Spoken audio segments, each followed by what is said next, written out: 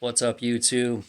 Gonna talk about stagflation today. It's a term that the economists have been tossing around a little bit lately, and I kind of feel like we might be experiencing it, or it's very possible. Well, I don't know if you heard the beep, but the oven just got up to temperature. That means it's pizza time soon. So back to stagflation. Stagflation is I have notes down here, so if you see me glancing down, I just don't want to. I don't want to mess anything up because this stuff's pretty important. I made sure that I understood it properly today, and yeah, I had a pretty good grasp on it. So stagflation is when the economy isn't growing, there's high unemployment, and a high inflation rate. It's those three things.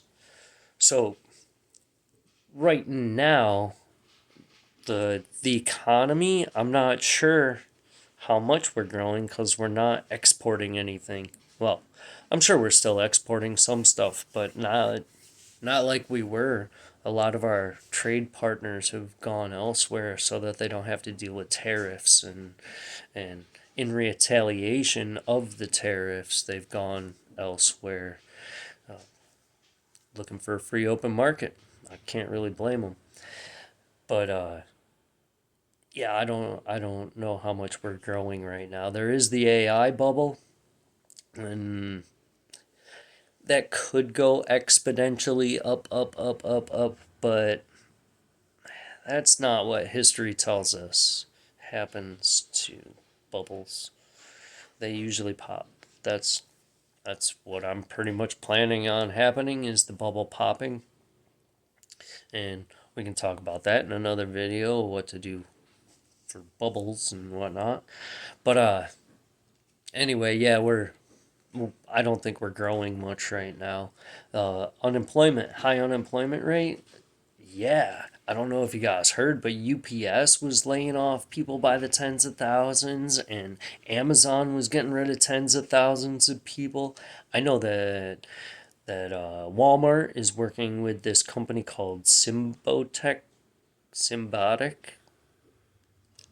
Yeah, I'm probably pronouncing one of those might be right, but yeah. And it's like a robotics and AI company that's planning on replacing employees. Like unemployment's definitely on the rise. All these federal employees that have been let go of recently with all the douchebag Doge stuff and whatnot. Yeah, unemployment's up there. But I don't care what the numbers say. And those numbers are weird anyway. But yeah, um the inflation, like tariffs are definitionally inflationary.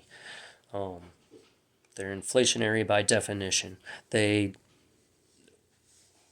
they raise the cost of a product so that the customer would prefer to buy the cheaper product. If that cheaper product's made in the USA because the one from out of town is so expensive that you can't afford it, then you're gonna buy the USA one. That's I think that's his idea behind this whole tariff thing. I I think it's a wackadoodle idea. I think tariffs do have their place sometimes, and they can be strategic. Um, but we are where we are. Let's deal with it. Um, yeah. Another thing that's inflationary is the Fed just lowered the interest rate today. Today is 10/30/25. Just lowered the interest rate, so money's going to be easier to borrow, and if people can borrow money easier, then they'll still have money to buy the things that they need and want, and demand for the things that we need and want drives prices up. That's economics 101, high demand, high cost. Uh yeah, so I don't see anything getting any better, not the current administration. So I'm preparing for stagflation. I hope I'm wrong because it sounds miserable. I think the last time it happened in the U.S. was 1970s, and there was the oil shortage and lines at the gas station and lots of people unemployed, and there was a an interruption in shipping because of the oil shortage, gas shortage. Yeah, it sounds pretty miserable. They didn't get out of it until the 80s, and yeah, it doesn't sound like something I want to go through, but here we are, and it's plausible anyway. So some things I'm doing to prepare for it are some of these things I do normally anyway, like reducing debt. I'm still working on getting out of debt. Uh, I I hate debt. I have nice things because of debt, but I am working hard to get out of debt. Just got my car paid off not too long ago. A couple credit cards done. So, yeah, if you can reduce your debt, I always think that's solid advice. Keep your debt low. And increase your savings if you can. It's savings are important to have that emergency account. That's your own insurance policy for yourself that nobody else can mess with. I just I just upped mine a little bit and not much. Just I think yeah, I did $5 extra a week into my high yield savings account. That's not all I put in there. I just upped it by $5 a week. Just just that little bit extra comes right straight out of my paycheck, goes into my savings account, and I don't even think about it. I try not to think about it, pretend it's not there. Um, uh, Reduce your non-essential spending. We talked about that in the last video a little bit. I think you guys know what's essential for you and what isn't. So I'm gonna let you decide that and cut out the non-essentials.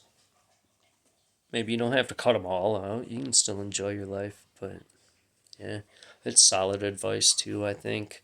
And if you can increase your income, maybe that looks like a side gig for you. I used to watch, I would dog sit and house sit for people, spend the night at their house, and it was like getting paid to stay at an Airbnb that came with pets because usually the people that can afford to go away on nice vacations for extended amounts of time live in nice houses and have nice things, and yeah, it was cool. I didn't mind doing it at all, and I would definitely do it again. It's not consistent work, but it was fun and I loved the animals and made some decent money on the side doing it. But yeah, maybe increasing your income looks like learning some new skills at work, or trying to make yourself more of an asset to the company that you work for, or make yourself more marketable in the workforce. Like, hi Bina. Bina's here to tell you to like and subscribe. Say hi, Bean. Oh, excuse you. She just got done eating. Ugh.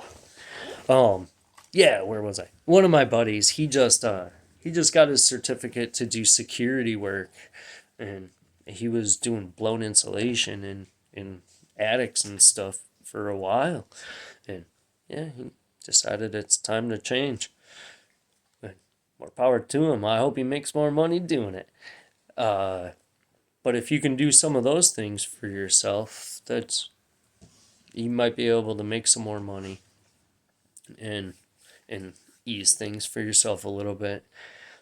If you can buy commodities like gold and silver right now, I know they're expensive. I know they're real expensive. But if you can afford to pick up even just an ounce of silver a month, right now it's like $50, maybe 55, depending on where the market's at.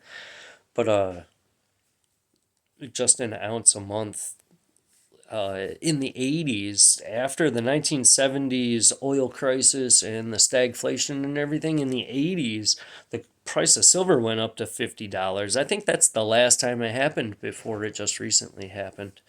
Um, but yeah, commodities like gold and silver usually go up in value, and they might save your ass. If you buy it for $40 now and it goes up and you got to sell it for $100 later. You did all right. I think I can't promise you that silver is going to go up in price. I can't promise you that it's going to tank and lose all of its value either. But I can tell you it's always going to be worth something. And I can tell you that a lot of these solar panels use silver, and a lot of the Bitcoin farming facilities and AI computing facilities and everything, silver is highly conductive. So they use silver in a lot of those computers, and the robotics industry uses silver. There's batteries for electric cars that you can charge them. I think it was like you can charge it in 4 hours and it lasts for like 400 miles.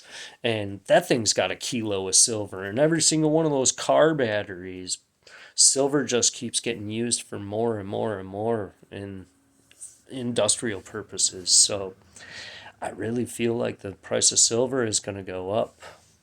I can't promise you guys. I wish I could, but eh, I would love it if I could predict those kind of things. Nobody can.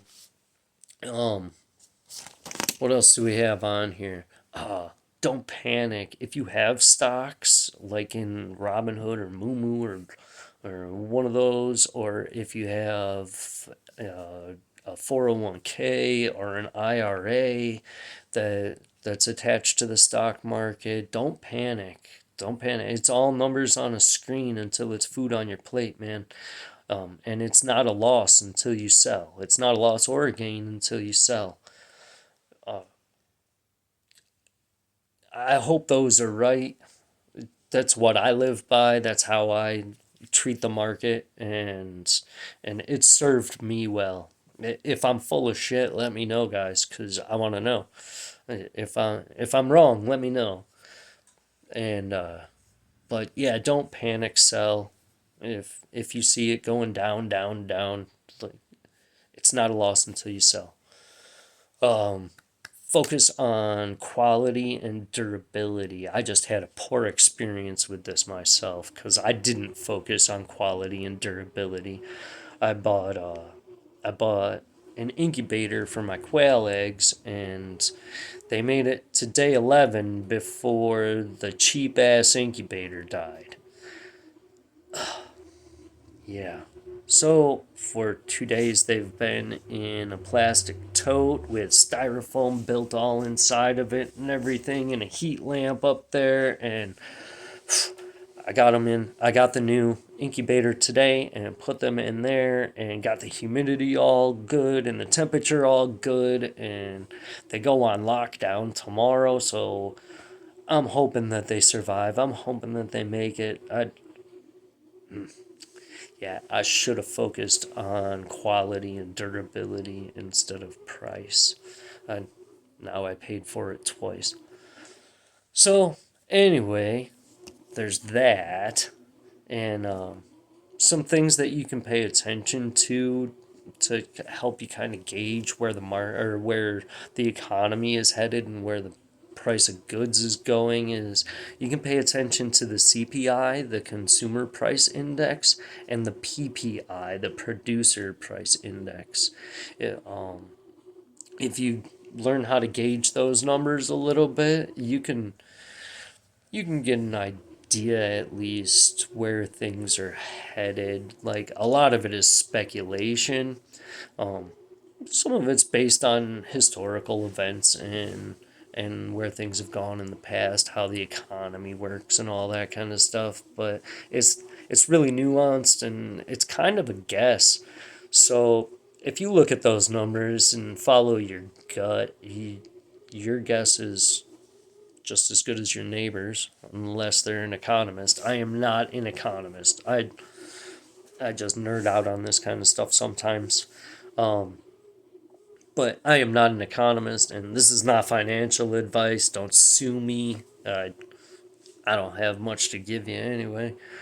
But yeah, these are some of the things that I'm doing to prepare myself for the possibility of stagflation.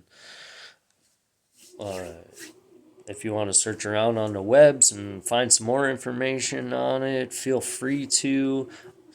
There's this one dude that I like, the uneducated economist. Shout out to him. He's cool, man. Super smart, and he likes to get right deep into it. I like to nerd out with him, but that's just me. If you can, if you check him out, you might like him, and he's got some good ideas and some good strategies, and yeah, I like him. So I hope you guys are all doing well, and we'll all survive this together. I hope that we don't have to just survive it together, but if that's what we got to do, at least we're together, man. Um, Build a community. That's another thing that you can do to help through stagflation is get tight with your tribe. Uh, I do like a lot of. I've told you guys before that I work on my own cars. I'll do small jobs for my friends and family and stuff, and they'll repay me one of these days. It'll all come back around. I don't worry about it. It's good karma if you believe in karma. Kind of on the fence about it, but I think putting good energy out there is a good way to get energy back. And there goes the timer for my pizza. Love you guys.